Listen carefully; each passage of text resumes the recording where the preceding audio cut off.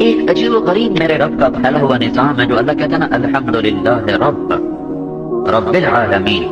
تو اللہ کا رب ہونا ذرے ذرے میں چپکے چپکے میں نشیب و فراز میں بلندی و پستی میں شرق و غرب میں شمال و جنوب میں اللہ کی قسم ایسے نظر آتا ہے کہ بے ساختہ دل زبان رواں رواں پکار اٹھتا ہے کہ اللہ کے سوا کوئی نہیں پالنے والا. وہ بڑی نادان قوم ہے جو اللہ کو رب مان کر پھر کہے جھوٹ نہ بولوں تو روٹی کہاں سے کماؤں، رشوت نہ لوں تو روٹی کہاں سے کھاؤں، اور خیانت نہ کروں، ملاوٹ نہ کروں، کھوٹ نہ کروں، ناپ تول میں کمی نہ کروں، چوری نہ کروں، دھوکہ نہ ڈالوں، جسم نہ بیچوں، شراب نہ بیچوں، چرس نہ بیچوں، اور جوا نہ کھلاؤں تو میں پھر کہاں سے کھاؤں. میرے تیرے اسی سوال کو تو اللہ نے پہلی سطر میں جواب دیا الحمدللہ رب العالمین. سب تعریف ہے اس اللہ کی جو کہتا ہے میں سب جگ جہان کو پالنے والا ہوں. ہے ربنا الذی اعطى كل شيء خلقه ثم هدى. وہ رب وہ اللہ جس نے ہر چیز کو پیدا کر کے اسے زندگی کا سامان دیا، زندگی گزارنے کا طریقہ بتایا، سمجھایا، ہر ایک کو ایک الگ الگ علم دیا، ہر ایک کو الگ الگ ذوق، ذائقہ، رنگ بو دیا. اس کے تحت چلتے رہتے ہیں. کبھی گلاب کے پھول نے کہیں سے سرخی ادھار لی، کبھی چنبیلی کے پھول نے سفید پینٹ منگوایا ہو کہ میرا رنگ تھوڑا پڑ گیا، کبھی گلاب کی پتیوں نے کوئی خوشبو منگوائی ہو کہ میری مہک گھٹ گئی، کبھی آم نے مٹھاس والوں سے، شکر والوں سے، شوگر مل والوں سے رابطہ کیا ہو کہ میری شکر گھٹ گئی، ذرا تشریف لائیں اور مجھے کچھ دے دیں. کبھی لیموں نے ایسڈ مانگا ہو کہ میری کھٹاس کم ہو رہی ہے، کبھی انار نے رنگ روپ مانگا ہو کہ میرے پردوں میں، رنگ میں، روپ میں، تراش میں کوئی اونچ نیچ ہو رہا ہے، تھوڑا میری مدد کرو. کیا میرا رب ہے جو ایک وقت میں مگر مچھ جیسا بدصورت بھی بناتا ہے اور اسی وقت میں مور جیسا حسین بھی بناتا ہے. کیا میرا مولا ہے جو ایک وقت میں گدھے کو بدصورت آواز دیتا ہے، اسی وقت میں کوئل کو نغمہ دیتا ہے، بلبل کو سر دیتا ہے. یہ کیا رب ہے جو ایک وقت میں عجیب و غریب ایک طرف شہد بنا رہا ہے، ایک طرف زہر بنا رہا ہے، سانپ بھی کیڑا ہے، چیونٹی بھی کیڑا ہے، اور جونک بھی کیڑا ہے، اور سارا جہان کیڑوں سے بھرا ہوا ہے.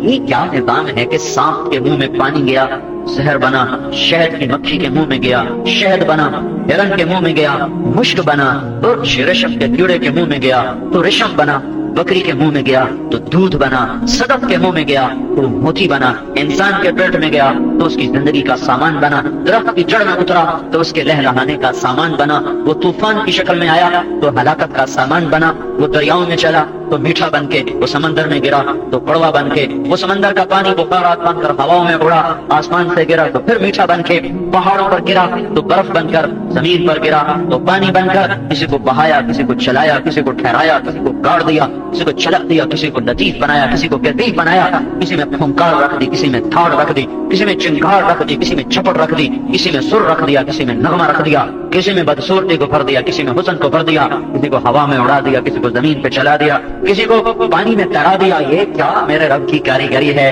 الحمدللہ رب العالمین. میرا اللہ ہے، رب العالمین ہے، رب العالمین ہے. تو یہ اللہ کا گہرا نظام ہے. کوئی کسی کام میں لگا، باریک کام کر رہا ہے، کمر جھک چکی ہے، کڑھائی میں لگا ہوا ہے، کڑھائی میں لگا ہوا ہے، سونار سارا دن ٹھک ٹھک ٹھک ٹھک ٹھک ٹھک، چھوٹی سی ہتھوڑی لے کر لگا ہوا ہے، وہ انگوٹھی کو بنا رہا ہے، وہ کڑے کو بنا رہا ہے، اس کے باریک باریک اس میں موتی جڑ کے بیٹھا ہوا ہے. یہ اتنی مشقت کا کام کیوں کر رہا ہے؟ ادھر ایک پکوڑے ہی بنا رہا ہے، ادھر گندے ڈھیروں پر کچھ لوگ کاغذ اٹھا رہے ہیں، کچھ لفافے اٹھا رہے ہیں. وہ میں کل گیا، ایک وہ کھال کا خیمہ دیکھا، بدبو ہی بدبو، نندی بہت اچھا ہو گئی، میں مر گیا. وہ مجھے شوق سے دکھا رہا ہے، مجھے سر میں درد ہو رہا، مر گئے بھائی، بس کرو بس کرو.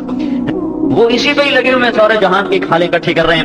ادھر لوگ کوئی کھال صاف کر رہا ہے، اور وہاں اتنی مشقت سے لوگ پانی میں کھڑے ہوئے کھالیں اٹھا کے ڈال رہے تھے.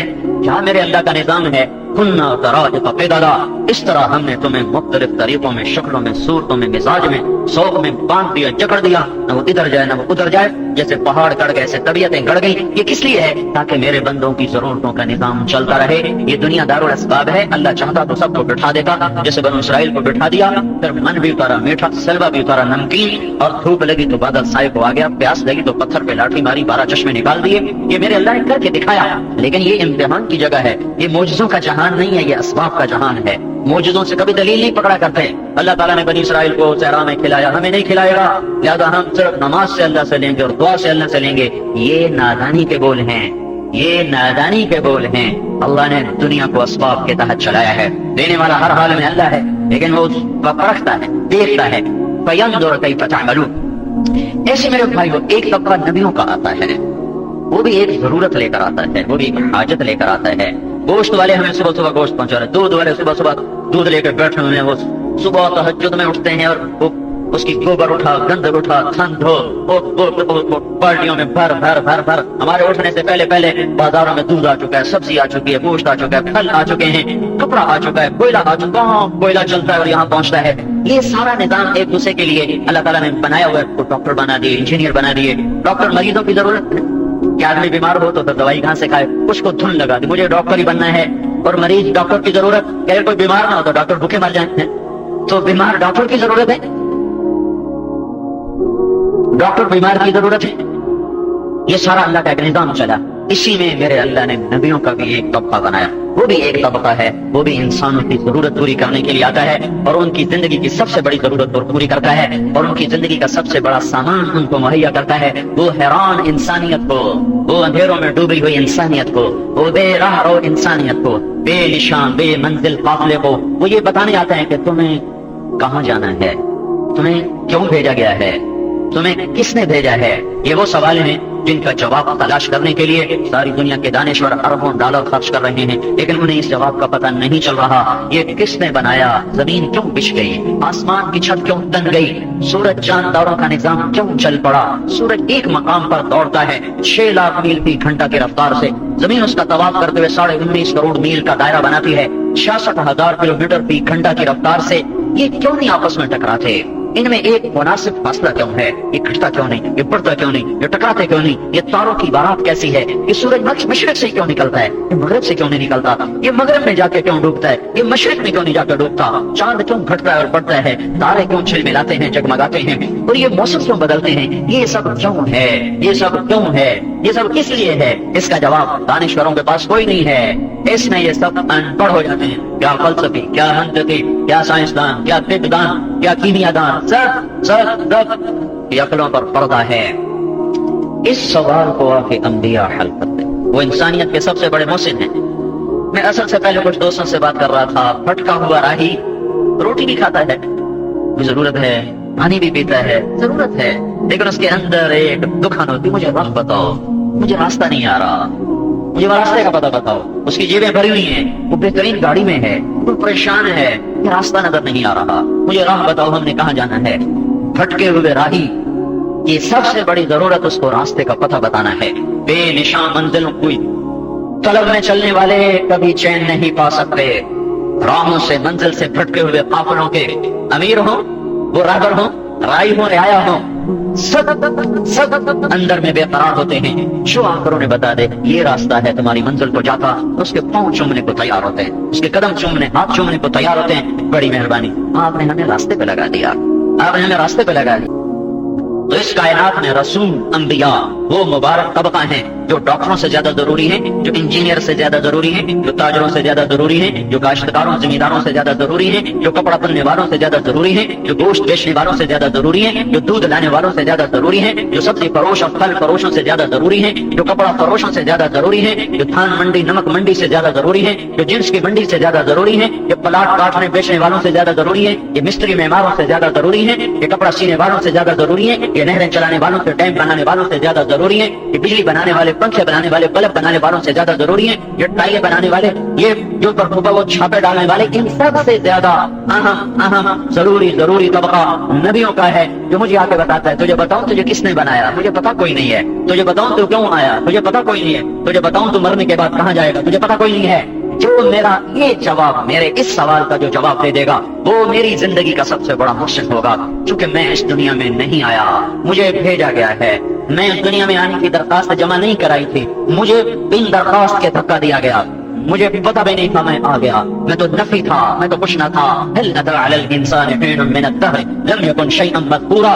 گجران والے کے لوگوں تمہیں یاد ہے وہ دن جب تم کچھ نہ تھے, پھر کیا ہوا, پھر ایک خالق نے خلق بنائی, انا خلقنا الانسان من نطفۃ امشاج، اس نے دو پانی اکٹھے کیے، مرد کا عورت کا، اور اسے تین اندھیروں میں بنانا شروع کیا، ثم جعلناه نطفۃ فی قرار مکین الم نخلقکم من ماء مہین، تمہیں یاد نہیں میں نے تمہیں ایک ناپاک گندے پانی سے بنایا، ثم جعلناه نطفۃ فی قرار مکین، تو تجھے ماں کے پیٹ میں ٹھکانہ دیا، الی قدر معلوم، ایک مقرر مدت پر، فقدرنا، پھر میری تقدیر چلی، میرے اندازے چلے، میری تدبیر چلی، میرا علم چلا، فنعم القادرون، کوئی ہے یہ سب کچھ کر کے دکھا دے، کوئی ہے یہ سب کچھ کرتے دکھا دے، پانی سے یہ بن جائے، پانی سے یہ بن جائے، پانی سے یہ شکلیں وجود میں آئے، اور پانی بھی اتنا چھوڑا کہ مائکروسکوپ میں بھی مشکل سے نظر آئے، اور تین اندھیروں میں بنائے، اور اس کی نوک پلک سنوارے، آنکھوں کا رنگ ایسا بنائے کہ 5 ارب انسان جمع کرو، میری آنکھوں کا رنگ کسی کے پاس نہیں ہے، 5 ارب انسان جمع کرو، میرا لہجہ کسی اور کے پاس نہیں ہے، 5 ارب انسان جمع کرو، میرے نتنوں کا